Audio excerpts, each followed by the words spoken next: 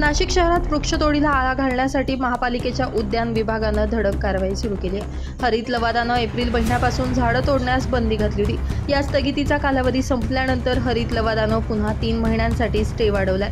यामुळे वृक्षतोडीसाठी परवानगी मिळण्याचा मार्ग सध्या बंद झालाय। असं असतानाही सिडकोसह इंदिरानगर परिसरात कोणत्याही प्रकारची परवानगी न घेता अनधिकृतपणे वृक्षतोड केली जात असल्याचं समोर आलंय। या पार्श्वभूमीवर उद्यान विभागानं संबंधितांवर कठोर कारवाईचा बडगा उगारलाय। उद्यान विभागाचे अधीक्षक विवेक भदाणे यांच्या मार्गदर्शनाखाली सिडको विभागीय कार्यालयातील उद्यान निरीक्षक प्रशांत परब आणि त्यांच्या पथकानं मागील 2 महिन्यात मोठी कारवाई केली। अनधिकृत वृक्षतोड प्रकरणी अंबड पोलीस ठाण्यात तब्बल 7 तर इंदिरानगर पोलीस ठाण्यात 5 गुन्हे दाखल करण्यात आले। अनधिकृतपणे वृक्षतोड करणाऱ्यांवर एकूण 7,31,250 रुपयांचा दंड वसूल करण्यात आला। वृक्षतोडीच्या घटनांवर महापालिकेची करडी नजर असून यापुढेही अशाच प्रकारे कारवाई सुरूच राहणार असल्याचं उद्यान निरीक्षक प्रशांत परब यांनी सांगितलं। माझं नाव प्रशांत रोहिदास परब, मी नवीन नाशिक विभागीय कार्यालय येथे उद्यान निरीक्षक म्हणून कार्यरत आहे।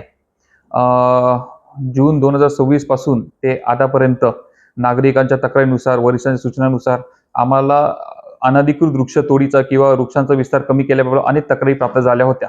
त्यानुसार आम्ही अंबड पोलीस स्टेशन येथे एकूण 7 गुन्हे दाखल केले आणि इंदिरानगर पोलीस स्टेशन मध्ये 5 गुन्हे दाखल केले आणि एकूण दंड आम्ही 7,31,000 रुपये आम्ही एकूण दंड करण्यात आलेला आहे।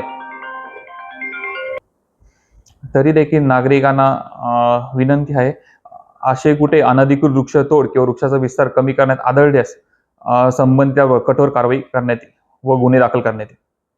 नितीन चव्हाण, पंचनामा न्यूज, सिडको।